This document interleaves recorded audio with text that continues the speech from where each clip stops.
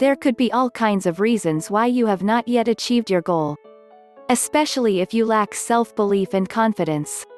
If you don't really believe deep within you that you can do it, all your attempts will not amount to what you want, because you would be full of doubts, fear of the outcomes, and anxiety around your objectives. You wouldn't really trust yourself to deliver, hence you are likely to keep getting the same results. It could also mean that you are in the wrong job industry, not yet finding your purpose, which prevents you achieving your aims. Lack of confidence and repeatedly failing at what we do does not come overnight. They gradually take hold through the following 7 factors that are listed in order of the magnitude of their effect on our lives. Which of them could be sabotaging your efforts? 1. Negative life experiences. From school to home, these keep you feeling frustrated and impotent, developing and polishing your feelings of inferiority and hopelessness to perfection. A lifetime of hearing, "You're no good.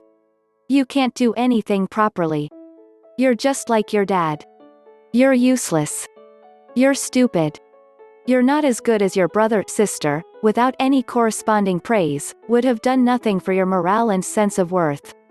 2. Too much pressure.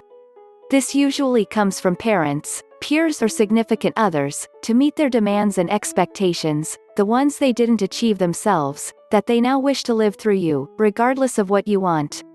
This deprives you of the opportunity to develop your own goals, identity, independence and autonomy. 3. Fear of failure.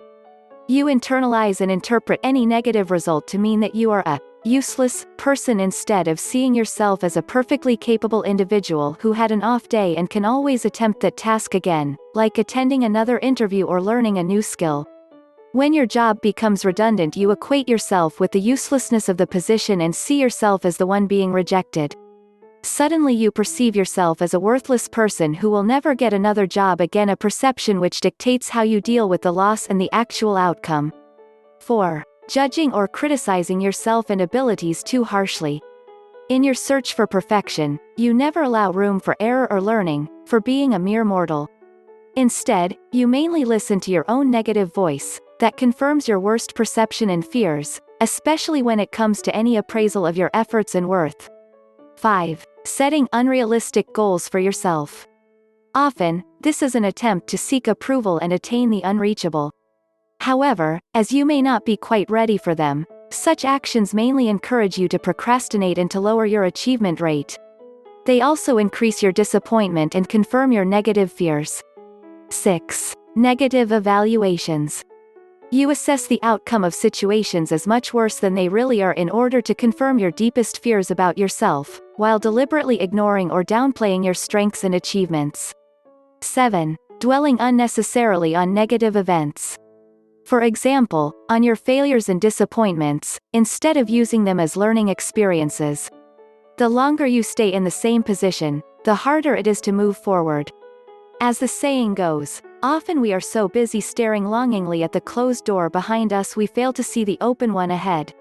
That is the classic case for most people who lose their jobs. Personal growth comes through a willingness to accept change from daily endeavors.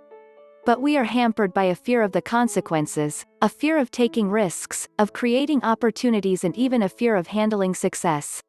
In fact, some people's low opinion of themselves is so deep-rooted, and their resistance to change so strong, it would probably take years to show them that they are unique, talented human beings who can control their own future to great personal satisfaction.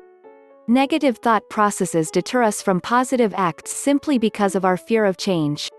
There are many people like this alive today because of a preoccupation with the past and the desire to avoid, or not to repeat, any mistakes. In effect, they are caught in a continuous and futile attempt to be perfect, which keeps them doing things the same way all the time and getting the same results.